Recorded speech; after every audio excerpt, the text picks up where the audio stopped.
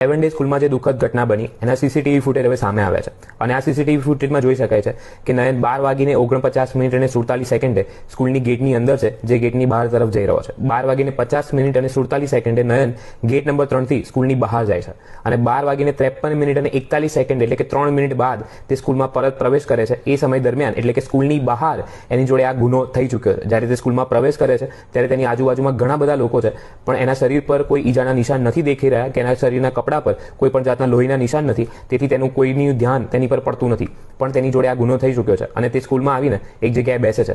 12:54 અને 28 સેકન્ડ એટલે કે 1 મિનિટથી પણ ઓછા સમયની અંદર સિક્યુરિટી ગાર્ડની નજર નયન પર પડે છે અને 12:54 અને 55 સેકન્ડે સિક્યુરિટી ગાર્ડ નયન તરફ જાય છે અને 12:56 અને 5 સેકન્ડે સિક્યુરિટી ગાર્ડે પોતાના સુપરવાઇઝરને, સ્કૂલના સ્ટાફને બોલાવી લીધા છે અને સ્કૂલના સ્ટાફ 108 ને ફોન કરે છે. જોડે જોડે પોતાના નર્સિંગ સ્ટાફને પણ ત્યાં બોલાવે છે, જેથી નયનની તરત સારવાર થઈ શકે.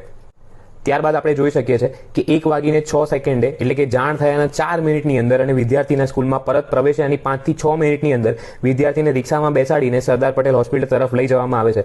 108 ને ફોન કર્યો છે, પણ 108 ને આવતા વાર લાગે એવું છે. એટલા માટે જે વાહન પહેલું મળ્યું અને નયનની ચિંતા કરીને સ્કૂલ, એના મમ્મી અને વિદ્યાર્થી મિત્રો એને તરત જ રિક્ષામાં બેસાડીને સરદાર પટેલ હોસ્પિટલ તરફ લઈ જાય છે અને 1:01 અને 6 સેકન્ડે આપણે જોઈ શકીએ છીએ કે રિક્ષા 7 ડે સ્કૂલથી સરદાર પટેલ હોસ્પિટલ તરફ જવા રવાના થઈ ચૂકી છે.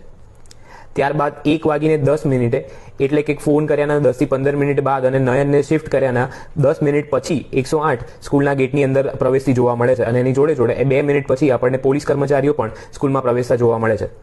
સાથે સાથે હોસ્પિટલના વિડીયોઝ પણ સામે આવ્યા છે કે જેની અંદર જોઈ શકાય છે કે 1:20 એટલે કે ઘટના બન્યાના 10 થી 15 મિનિટની અંદર જ સ્કૂલના પ્રિન્સિપલ અને બીજા સ્ટાફ પણ ત્યાં હોસ્પિટલની અંદર હાજર થાય છે અને 7 થી 8 કલાક સુધી તેઓ હોસ્પિટલની અંદર જ રોકાય છે.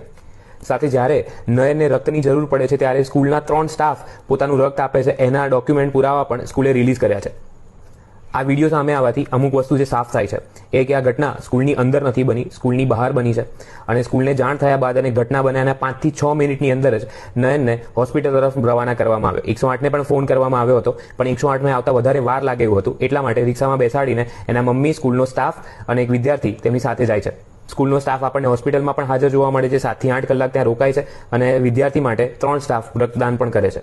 અને આ બાબતથી સૌથી મોટો ખુલાસો એ થાય છે, આપણને એ ખબર પડે છે કે આ બાબતને કેટલી દુઃખદ હતી, એના મમ્મી પપ્પા પર કેટલું ભારે દુઃખ અત્યારે પણ હશે અને ઘણા બધા લોકોએ એને રાજકીય રંગ આપી દીધો છે. શું ઘટના હતી અને અત્યારે શું ચાલી રહ્યું છે, આપણે આ વસ્તુ પર વિચાર કરવો જોઈએ. આપણે ઘણું બધું જોયું હશે અને અત્યારે આપણને ખબર પડશે આપણે જે સાંભળ્યું એમાં ઘણું બધું સાચું હતું, ઘણું બધું ખોટું હતું.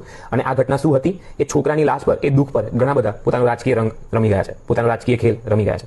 આપણે ઘટના પર વિચાર કરીએ અને એ પ્રાર્થના કરીએ આપણા ઈશ્વરને કે જે પીડિત છે એમને ન્યાય મળે. સત્યમેવ જયતે.